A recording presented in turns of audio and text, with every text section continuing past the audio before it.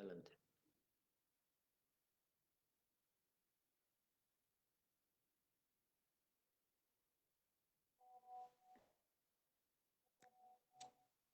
Muy buenas noches para todos. La Filbo en Casa le da la bienvenida a los invitados y a los asistentes a esta conversación.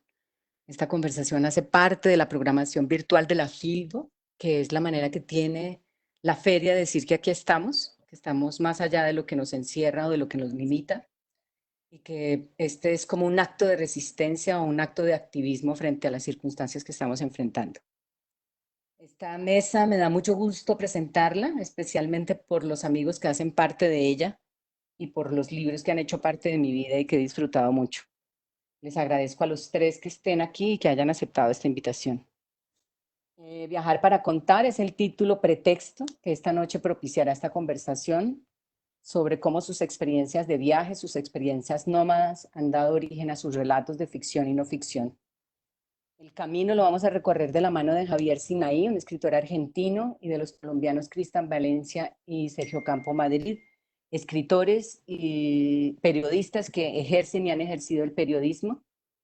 Y pues entonces, sin más, los dejo de la mano de este guía que será esta noche, Sergio Campo Madrid. Muchas gracias por estar aquí. Bueno, Rita, muchas gracias por esta introducción, por esta oportunidad y este acto de resistencia, de no dejárnosla ganar por la pandemia, lograrnos convocar y además pues por darme la oportunidad de hablar con este par de grandes escritores que son Javier y Cristian. Pensaba yo esta tarde, cuando empezó a llover, que en el fondo este mundo digital tiene sus ventajas, porque apenas empezó a llover no sentí la angustia de que nadie iba a ir a nuestra mesa por primera vez en la vida. Eh, Siento que con esta herramienta digital se rompe esa tradición de locales y visitantes, pues en las redes todos somos locales. La pinta es lo de menos y lo que se dice es lo demás. Tampoco se enfrenta esa angustia, o si se enfrenta de otro modo, que una sala enorme no se llenó ni a la mitad, es algo que nos da pavor a los escritores. Y también los tímidos y los que sufren pánico escénico seguramente van a manejar sus nervios mejor con un público sin rostro. Vamos a hablar de viajar para contar y apelando a Simone Signoret, cuando decía que la nostalgia ya no es lo que era, pienso yo, pensaba esta tarde también mientras veía llover, que en estos 50 minutos vamos a conversar de viajes justo en un momento de la historia en el que los cielos están cerrados, los puertos y las fronteras. Es toda una ironía. Pero bueno, entremos en materia. Tengo aquí a Javier Sinai y a Cristian Valencia, ambos conocidos escritores, grandes cronistas, reporteros comprobados, y ambos publicaron libros a fines de 2019. Voy a empezar contigo, Javier, eh, preguntándote cómo es el origen de esto. Es una crónica de un viaje por 9 países, cuyo detonante es el amor, que intenta en sus 14, 15 destinos, porque hay ciudades, más de una ciudad en cada país. En algunos países hay más de una ciudad. Tú intentas encontrar historias de amor. No, no en todos los sitios nos vas a entregar una historia de amor. Pero entonces estoy hablando de una crónica de viaje, cuyo detonante es el amor, y que además del paisaje, además de la cultura, además de las costumbres, también intenta explorar sobre el amor. Escuchamos. Bueno, así es, Sergio, es un libro sobre el amor y agradezco mucho también a la gente de la Filbo que me haya invitado a participar. Eh, el origen es que mi novia, que es de familia japonesa, se estaba yendo a estudiar a Japón en 2017 durante un año. Entonces, yo iba a ir a visitarla, iba a ir 15 días nada más, que era el periodo que ella tenía de vacaciones.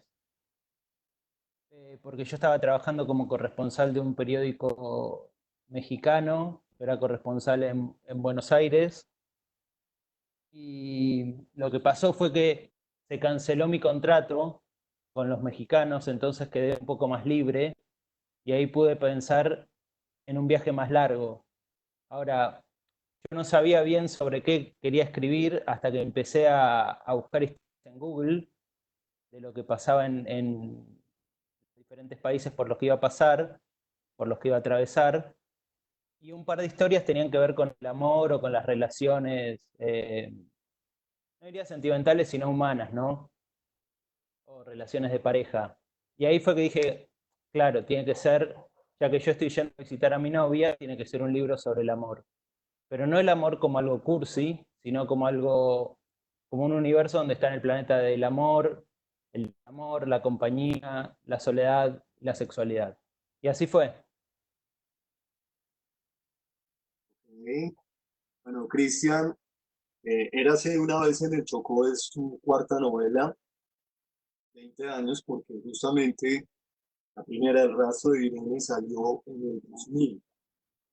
En todo ese tiempo, y ponle tus 10 años más atrás, has sido básicamente un cronista. Ahora te lanzas, vuelves a la novela. Hace 3 años sacaste Perdidos en Carson City, una novela muy divertida, una novela que juega con el oeste, con un lejano oeste, pero en La Guajira. Eh, ¿Cuál es la historia de Érase una vez en el Chocó? ¿Cuál es la historia de hoy? Nada, pues Érase una vez en el Chocó es una novela de aventuras de alguna manera, parece un policíaco, parece una novela de aventuras, parece una novela, tiene muchos matices, digamos, y, y pues yo quería escribir una novela sobre el Chocó, porque en los muchos reportajes que yo he ido a hacer al Chocó, me daba cuenta que el periodismo o las crónicas que yo podía hacer ahí eran insuficientes para retratar un mundo que estaba, pues, que se salía por todas partes, ¿no? Era imposible de meter en un saquito de una crónica. Entonces, yo siempre pensé que había que hacer una novela sobre aquello. Entonces, a mí, yo llevo la doble agenda que dice Kapuczynski, pues que uno siempre va de camino en reportería y uno tiene su agenda de un libro y tal, pero no es que yo tome apuntes específicos para hacer una novela, sino que eso me queda ahí sonando y sonando y sonando hasta que un buen día yo dije, bueno, Fran, y se me ocurrió ese narrador y ese personaje y logré hacer una novela de, digamos, que tiene cierto vértigo porque solamente sucede en 6 días y sucedió así, se nos fue, Sergio. Y así fue, así pues la empecé a escribir y logré pues, llegar al punto final, que es una de las cosas más difíciles de la literatura, y más felices también, y más tristes. Y bueno, ya, pues, la novela salió el año pasado a finales de diciembre y le tocó salir a bailar en plena pandemia. Entonces, tiene sus pros y sus contras, ¿no? O sea, los que la tienen inevitablemente la van a leer y los que no la tienen les va a costar trabajo conseguirla porque, pues, ajá. Bueno, pero me imagino que está en digital y este es un perfecto momento para comprar libros digitales. La neta la tiene en digital, Sí, obviamente. sí, claro, está en digital, por supuesto, está en ebook y está para Kindle, todo esto, claro, que sí. Era así una vez en el Chocó, está para todo esto, sí. Creo que todos los libros ahora se hacen en todos los formatos, pues, posibles. Sí, sí, sí. Bueno, ustedes dos tienen un factor en común que es muy relevante para esta mesa y es que han sido periodistas de medios, periodistas activos, reporteros. Había trabajado en La Nación de Buenos Aires, en Clarín, estuvo como corresponsal del Universal de México, ha hecho televisión inclusive.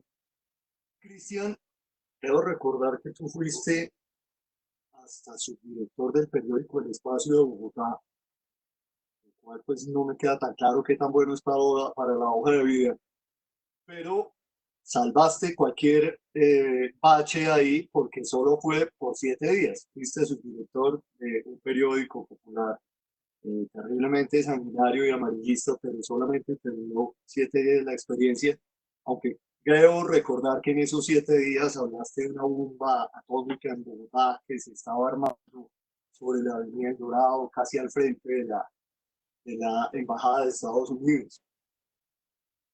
Pero yo noto al leerlos y al escuchar un poco también en las biografías y en las otras cosas que han escrito, yo noto, Javier, por ejemplo, de que no es que te seduzca la ficción, de que tu apuesta no es por el lado de la narrativa de la ficción. ¿Estoy en lo cierto? Estás en lo cierto. Sí, yo creo que la no ficción tiene todas las herramientas y estéticas y por supuesto éticas para hacer buena literatura. La no ficción es literatura de realidad que no tiene nada que enviarle a la ficción. Así que me parece que el periodismo es una cosa y de ahí uno parte hacia algo que sería una descripción literaria de la vida, literatura de realidad. Ok, Cristian, contigo tengo la impresión contraria. Y es que siento que a veces, o por lo menos en los últimos años, el formato periodístico, al menos para ciertas historias, se te fue quedando estrecho.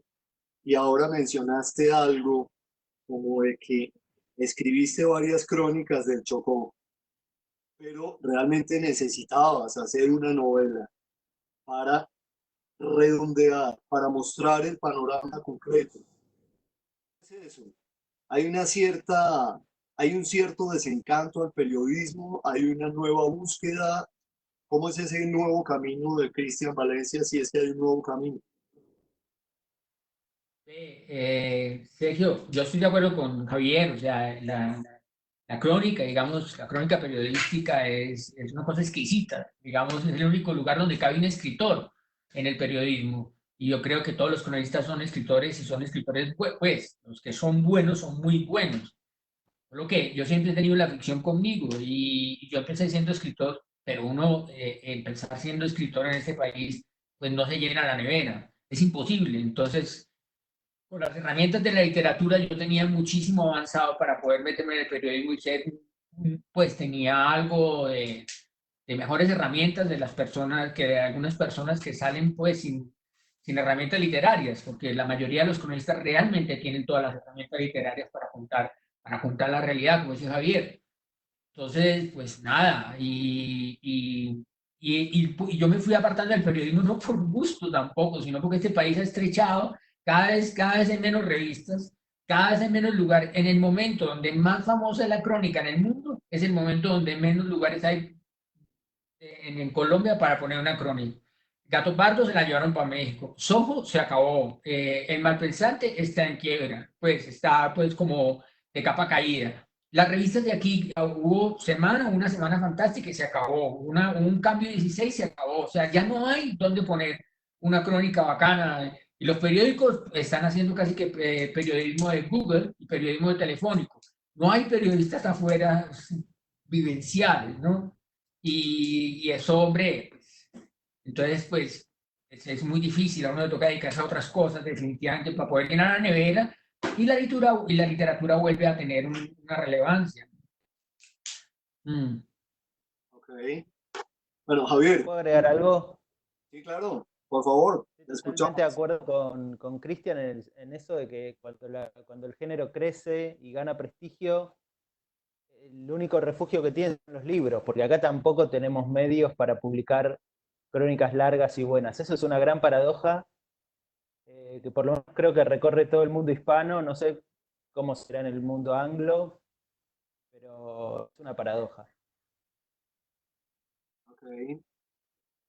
Javier, justamente te quería preguntar, porque todos los que hemos hecho crónica hemos tenido la tentación de introducirle elementos ficcionales a la historia, hemos tenido la tentación de dejarnos llevar por la imaginación, añadirle algunos elementos que no necesariamente sucedieron. Inclusive un coterráneo tuyo como Tomás Eloy Martínez defendía pretendía como una escuela válida esa de que la crónica pudiera tener algunos elementos que no fueran de la estricta realidad. Yo te Ajá. pregunto si hay algo de imaginación en Viaje al Este, en todo este periplo y en la gente que conociste en cada ciudad, las historias que buscaste, lo que investigaste, o definitivamente todo es periodismo en todo su rigor. Bueno, no, es todo periodismo, no hay nada inventado, no hay nada imaginado. Y en parte, para mí es como un juego, ¿no? Y las reglas del juego son buscar lo mejor que puedas la historia y luego contarla a partir de esa historia. Lo que no tenés, lo podés proponer, lo podés sospechar, pero explicitándolo en el texto. De todas maneras, ese recurso no lo uso en Camino al Este. Alguna vez lo he usado, ¿no? Poner sospecho que, me parece que, me imagino que, enmarcando la historia en esta advertencia. Pero en Camino al Este son todas historias que fui encontrando en el terreno, en el camino, digamos, y jugué ese juego que te digo, con esos límites muy precisos. No tanto por mantener un rigor periodístico de estos rigores disciplinados de los periodistas de saco y corbata, digamos, sino más bien por querer contar la vida, por el gusto de contar cómo es, de tratar de entender a la gente.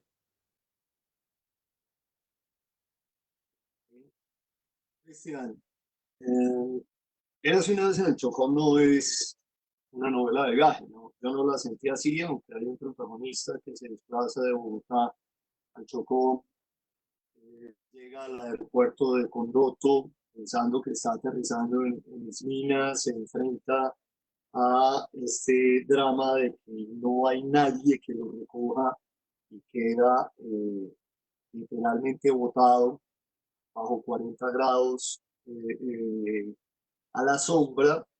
Cuando uno ha leído en tus crónicas, o uno te ha escuchado en conferencia, o uno ha compartido contigo charlas, nota en esta novela que hay una carga inmensa del Cristian que ha revoloteado por este país, que se ha llenado de imágenes e historias.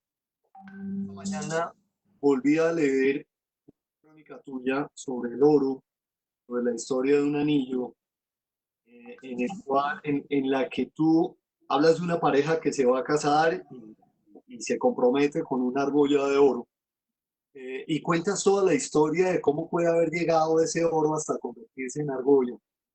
Y la escena inicial de esa crónica es justamente un comerciante de oro en el aeropuerto de Quito que te dice, ve, llévame un paquetico a Medellín en este vuelo y métetelo ahí en el zapato.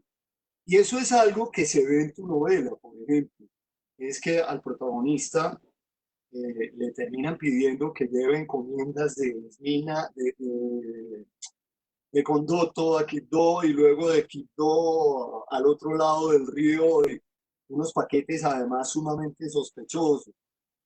Estoy en lo cierto entonces de que hay aquí definitivamente todo un bagaje periodístico, toda una mirada que vos le pusiste al protagonista, que es un soldado profesional además, no es ni un cronista, ni un periodista, ni nada de eso, es un soldado que ha recorrido el país y lo conoce porque lo ha peleado, porque ha peleado unas guerras en distintas regiones. Sí, sí, Sergio, claro, hombre, para yo poder escribir sobre este país, al igual como Sergio, para poder escribir sobre ese periplo tan grande para llegar a donde está, pues había que haber estado ahí, si no sería imposible la carga de verosimilitud que debe tener cualquier texto, sea de ficción o no ficción. O sea, porque hay cosas que uno ve escrito y uno dice, hombre, esto no me lo creo. Es muy chistoso porque fíjate que mientras un cronista se esfuerza para tratar de que el que lo lee diga, joda, esto parece mentira, ¿no? Un novelista se esfuerza para que la gente que lo lea diga, no joda, esto parece verdad, ¿no? Ese es el juego. Los novelistas tratan de que eso parezca verdad y los cronistas tratan de que esa verdad parezca mentira, pues como es. Y eso es una locura, pero definitivamente la carga de verosimilitud nace de que el periodista o el narrador, el escritor, tiene que haber pasado por ahí, tiene que haber sentado pues muchísimo de ese camino para poderlo contar con esa fuerza que tiene la verdad. Entonces, pues claro, el Chocó, si yo no hubiera caminado un poco por el Chocó, yo no hubiera podido contar absolutamente nada de eso y parecería una novela sacada de un atlas. Lo mismo que, pero fíjate, yo me pongo a pensar en el libro de Javier, que aparecen tantos lugares increíbles y tours, y a mí me parece que en este país vive la capital, ¿no? Y todos los lugares foráneos del país que quedan lejos, apartados de la capital, suenan tan lejanos como suena lejano Barcelona o Irkutsk o como la Rusia más profunda, suena igual. Me imagino que en Argentina también será igual, o sea, hablar de por allá de Vaca Muerta o de no sé de dónde, lugares muy apartados de la capital o las capitales, resultan siendo como tan desconocidos como cualquier otro lugar del mundo. Y eso me parece que en esa medida puede ser protagónico cualquier lugar del mundo, pero bueno, eso es. ¿Te respondo a la pregunta? Sí, hombre, eso tiene mucho del camino periodístico que yo he transitado exclusivamente en Colombia y pues he sido mucho, a mí lo que más me gusta es la periferia, que es donde pasan las cosas en este país. O sea, no es en Bogotá, Medellín, Cali, Cartagena. A ver, empatando con esa pregunta, Javier, tu primer libro también es de crónicas, que si mal no estoy, se ganó el premio Gabo 2015. Es un libro también de un poco esa Argentina profunda, esa Argentina violenta, complicada. Es un libro de asesinatos de jóvenes, en los que las víctimas también son gente joven. Eh, Quisiera que me contaras un poquito de eso, de esa experiencia previa, porque esta tercera crónica tuya, que es una crónica de viajes, se sale de esa lógica que traías en el primer y en el segundo libro, que tienen mucho que ver con el mundo criminal argentino. Sí, el primer libro se tituló Sangre Joven. No ganó el Gabo lo gané con una crónica que salió en Rolling Stone, con un artículo. Pero sí era de, como decís vos, de crímenes de jóvenes, algunos cometidos en Buenos Aires y otros cometidos en ciudades del interior como Carmen de Patagones o La Plata, que es una ciudad grande, es una ciudad perdida por ahí, pero una de las historias de La Plata tenía como condimento que los protagonistas eran de Santiago del Estero, que sí es un lugar bastante alejado. Era un libro bastante actual en el sentido de que contaba crímenes de los últimos 8 años y trataba de retratar. Yo cuando lo publiqué no había cumplido 30 todavía, tenía 29, y lo que quería hacer era retratar a mi generación, ¿no? O sea, las personas narradas en ese libro tenían, cuando cometieron los crímenes, entre 15 y 25 años y habían nacido en la década del 80. Entonces, como yo. Entonces, para mí lo interesante era, aparte de contar el crimen, que era un hito violento en la historia de esta gente, ir tirando del ovillo de esa bola, de ese núcleo de historia, y de ese ovillo sacar consumos culturales, circuitos, formas de hablar y demás, ¿no? Y hacer ese retrato social general de esa manera. Después escribí un libro que se llamó Los Crímenes de Moisésville, que contaba unos crímenes históricos ocurridos, sí, en el campo, a 600 kilómetros de Buenos Aires, en la provincia de Santa Fe, en un pueblo que se llama Moisésville, que fue una colonia agrícola de inmigrantes judíos rusos, fundada en 1889. Y mi bisabuelo había estado ahí y había escrito un artículo sobre unos crímenes que hubo ahí, que eran crímenes debidos a la fricción sí, a la fricción social que traía esta cosa de introducir colonos europeos en una tierra que había sido de gauchos que los estaban corriendo, ¿no? Entonces traía un montón de roces. Eh, También fue un trabajo sobre el crimen, pero mirando hacia atrás. Yo en en esa época de mi trabajo y de mi vida, digamos, estaba muy apasionado por estas situaciones tan límites. Y ya a la hora de escribir Camino al Este, de buscar historias de amor, creo que ya me había quedado la idea de que lo importante es tratar de entender a la gente, ¿no? Eh, las historias de Camino al Este, algunas sí son un poco límites, pero hay otras que son simplemente noviazgos, como los que hemos tenido todos. Y también se juega algo que no es extremo, pero se juega algo que es muy humano, obviamente, ¿no? Claro. Entonces, ya contar esas cosas tiene algo de, como decía Cristian, algo mágico, ¿no? O sea, hay que encontrar cuál es el punto mágico, cuál es el punto de swing, de twist dentro de una historia común para hacerla memorable. Bueno, y esa fue un poco mi evolución del crimen al amor. Al amor. El crimen al amor y al viaje, además. El viaje entendido Sí, como amor. sí. Como Igual, acto de amor. entre paréntesis, he regresado después a escribir algunas notas de crimen también, no es que renuncié a eso. Y el viaje es una experiencia transformadora para cualquiera. Yo había viajado mucho en mi vida antes de hacer este viaje, pero no era un fanático de los viajes, ¿no? Y miraba a esos mochileros que se le pasan un año afuera, que van vendiendo artesanías y viajando siempre de un país más, un país más. No me causaba ningún interés. Y finalmente terminé siendo, sin las artesanías, con crónicas, pero terminé siendo uno de ellos en un punto. Y ahora entiendo que, claro, el viaje es una suspensión de la vida y una suspensión del tiempo, te abre un paréntesis tan interesante y tan fascinante, y conoces amigos a los que viste por ahí 2 días, pero se convierten en amigos que vas a recordar toda la vida, que se vuelve adictivo en un punto. Cristian, yo quiero preguntarte también por viajes, porque creo que tú eres uno de los periodistas que más se ha movido por este país. Ha cubierto, eh, lo malo es que casi siempre son historias tristes en el Putumayo, en el Chocó, en la Guajira. Creo recordar que alguna vez te escuché que de todas maneras a este país le falta ser contado, a Colombia le falta ser contado. Existen unos filones de historias y recuerdo inclusive que hablabas del pensamiento mágico de los llanos orientales, por ejemplo, de toda esta brujería que te produce, te deja pasmado con los resultados, esos rezos de los campesinos. La pregunta es, ¿qué es lo que ha pasado? ¿Por qué no hemos entonces contado el país y salvo grandes excepciones, el país sigue sin ser contado?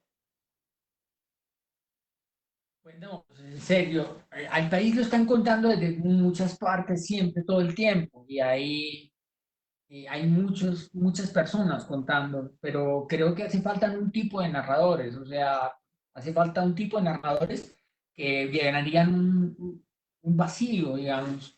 Hay que contar con más tranquilidad, digamos, las novelas de aventuras no es que estén de moda, no están de moda, o sea, las novelas de aventuras, las crónicas son como novelas de aventuras, y sí están de moda, pero una novela de aventuras no, ahora está de moda la autoficción y decir, oye, yo me levanté y pienso en mi madre cuando era chiquito y qué sé yo, y eso pues es otra cosa y otro mundo que es muy urbano. Pero el país, Colombia, pasó de largo, digamos, por el asunto de verse a sí mismo retratado. Aquí hay una historia oficial que siempre es una historia que parece inolora, incolora, indolora, ¿no? Pero realmente la historia subterránea de Colombia, habría que contar las novelas chéveres, o sea, novelas bacanas para que la gente se lea eso como parte del imaginario de la construcción de un país.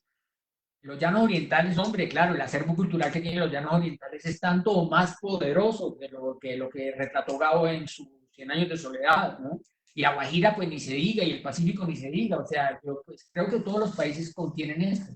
Quiero decir algo con respecto a lo del tiempo que dijo Javier ahorita, que me gustó mucho, porque en el Era si no de Chocó, yo hice un experimento formal de lo que pasa con el tiempo cuando uno va de viaje, es decir, uno se va de viaje 3 días a cualquier parte y deja en suspensión esa vida que tienen en realidad en el lugar donde la vi, digamos, si es en Buenos Aires, o si es en Tokio, o si es en Bogotá. Bueno, y resulta que uno está viviendo, no son las mismas 24 horas, resulta en que le caben más vida, le cabe mucha más vida a esas 24 horas. Entonces yo traté de 6 días que fuera una cosa súper extensa, digamos, narrativamente hablando, que fuera densa en imágenes, mientras los 6 días de la persona que se queda en Bogotá esperando noticias de este hombre siguen siendo los mismos 6 días habituales de ir a la tienda, hacer la compra, de salir a caminar, ir al trabajo y cosas que el tiempo se agota muy fácilmente cuando el cotidiano es porque abunda. Pero en los viajes, ¡wow! El tiempo es como meterse en una droga, es como realmente meterse en una droga, es como ¡wow! Eso explota como hongos en la cabeza y hay demasiada vida, vitalidad. Y bueno, y eso.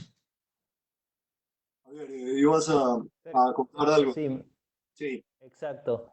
Respecto a lo que decía Cristian, justo la semana pasada hice una nota sobre el tiempo en la cuarentena, cómo nuestra percepción del tiempo en la cuarentena. Y hablé con un investigador de un laboratorio de cronobiología humana que me decía que el cerebro procesa la información cuando está viviendo algo nuevo o algo amenazante o algo emocionante, o sea, la procesa gastando más energía, se pone más atento y eso hace que el tiempo nos parezca tanto más largo cuando estamos ante algo nuevo. Y cuando estamos en la rutina, el cerebro se automatiza y no gasta tanta energía, entonces se nos pasa, se nos pasa. Bueno, no soy yo el especialista, simplemente recuerdo algo que escuché la semana pasada, pero parece. Yo sentí, al empezar a leer Viaje al Este, sentí como una evocación a los viajes de Marco Polo. Inclusive, el libro tiene un mapa, si lo miras de cierto, parece reproducir la ruta de la seda. Solo que en este caso, pues no partes de Venecia, sino que estás partiendo de Madrid o inclusive de Buenos Aires. Bueno, Y claro, ¿no? no llegas a Beijing, sino que llegas hasta Zipango, hasta Tokio, hasta el Japón, que es donde está esperándote tu Higashi.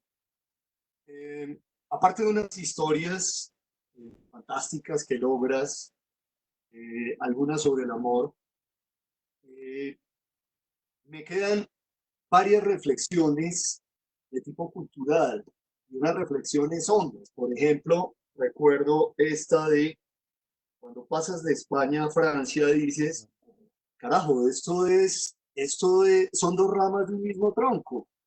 Lo que pasa es que Francia es una España sofisticada, pero pasas a Alemania y dices, no, esto definitivamente es otro tronco. Es, la pregunta es, en estos 9 países, ¿cuántos troncos culturales hallaste?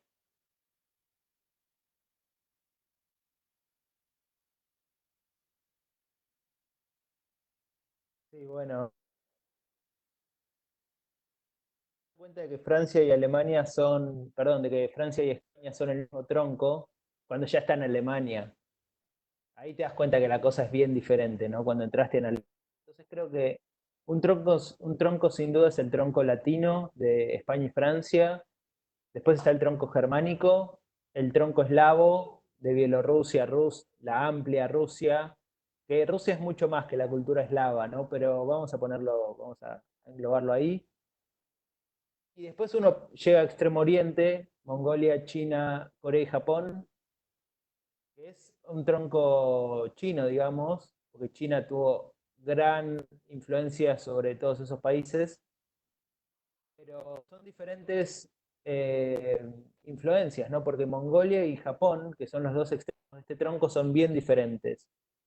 Japón es la alta cultura, la tradición, lo antiguo, lo sofisticado, y Mongolia es como lo rústico, lo salvaje, las águilas, los caballos. Entonces no son exactamente lo mismo, pero los dos tienen un punto en común que es China. China es muy grande. Entonces serían creo que 4 troncos, ¿no? El latino, germánico, eslavo y el chino. El chino. Ok, muy interesante esto. Sigo contigo, Javier, porque quiero preguntar algo complementario. De todas maneras, lo que queda después de terminar tu libro es un sabor cálido, es algo de optimismo, a pesar de que recorriste unas culturas tan diversas y encontraste puntos luminosos y sombras. De todas maneras queda como una especie de metáfora, de diversidad, de comprensión, de compartir muchas cosas como seres humanos. Eh, Sí. era una de las intenciones del libro. Bueno, me alegro de que gracias por el comentario y gracias por esa lectura. No sé si era una de las intenciones del libro.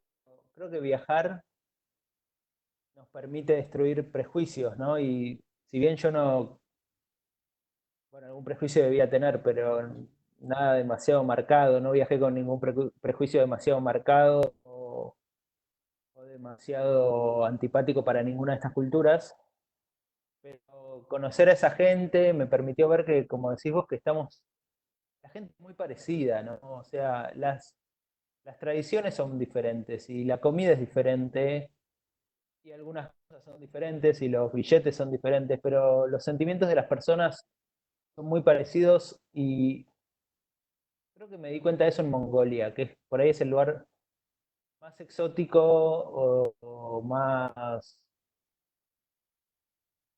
menos occidental en un punto, ¿no? Porque incluso hasta China y Japón, no quiero decir que se han occidentalizado porque sería demasiado soberbio de mi parte y demasiado eh, occidental, centrado en Occidente. Pero China y Japón son permeables a Occidente, Mongolia todavía no. Y estando en o sea, todavía no tanto. Hay que hablar todo poniéndolo entre aclaraciones. Pero estando en Mongolia, también el contacto de corazón a corazón con la gente es muy directo. Porque hasta me parecían que eran muy parecidos a los peruanos, los mongoles. Mucho de lo que yo veía, decía esto lo conozco. O sea, un pueblo que tuvo un gran pasado, de un gran imperio, que tiene montañas, y que ahora, bueno, es un país emergente, digamos, no es el primer mundo, definitivamente. Eso me suena mucho a Perú, y más por el paisaje, ¿no? Y los rostros de las personas también tienen algo andino, si se quiere. Entonces la comunicación terminaba siendo fácil más allá del idioma, ¿no? No era fácil ellos no sabían tan bien inglés y yo quería aprender palabras en mongol y tampoco era tan fácil, pero igual uno se comunica. Sí, sí, sí. Es interesante. Yo siempre me he planteado por qué esa música del Tíbet, por ejemplo, esa música de Himalaya, suena a veces tan parecida a la música andina, ya que hablas de Perú. Claro. Hay una historia que no conocemos, o una prehistoria que no conocemos, que definitivamente nos emparenta, nos acerca, y nos ha dejado unos legados que permanecen hasta hoy. Cristian, el tono que me queda al terminar de leer era si una vez en Chocó, es lo contrario, es un tono amargo, pero ojo, con eso no quiero decir que sea una novela oscura, inclusive ni siquiera tiene un tono apesadumbrado y puedo decir que el ritmo y la narración son bastante divertidas. Te lo decía ahora, es como escuchar a Cristian Valencia hablando y conversando de sus anécdotas, de las cosas que ha conocido en este país. Pero sí creo que es amargo el tono final porque terminas pintando un Chocó de expoliación, de depredación al ambiente, casi irreparable, de violencia naturalizada inclusive entre los niños. La escena inicial de este pequeño dictador al que van a recoger al aeropuerto, que es un chico de 7 años, inclusive ya está armado. Es una imagen muy dura de Chocó y de Colombia. Pero bueno, Sergio, yo no trato de ser totalizante, digamos. Es una novela y donde a ese hombre le pasan esas cosas, pero no es que eso sea una versión del Chocó y que todo el Chocó sea así.